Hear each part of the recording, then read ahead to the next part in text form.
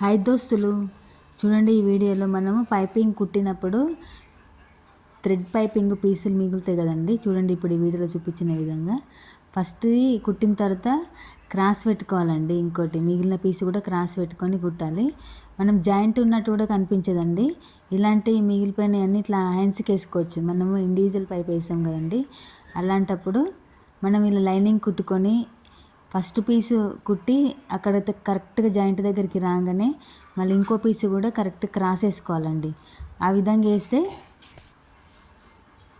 మనకు జాయింట్ వేసినట్టు కూడా కనిపించదు. చూడండి ఇప్పుడు వీడియోలో నేను జాయింట్ వేసాను. చూడండి ఇప్పుడు కుట్టినట్టు మనకు జాయింట్ కూడా ఎక్కడ కనిపించదు.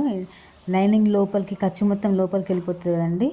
ఎక్కడ జాయింట్ వేసినట్టు కూడా కనిపించదు. మనకు మిగిలిన పైపింగ్ థ్రెడ్ పైపింగ్ పీసులన్నీ మనము ఇలా హ్యాండ్స్కి వేసుకోవచ్చు. చూడండి ఎంత నీట్గా వచ్చిందో.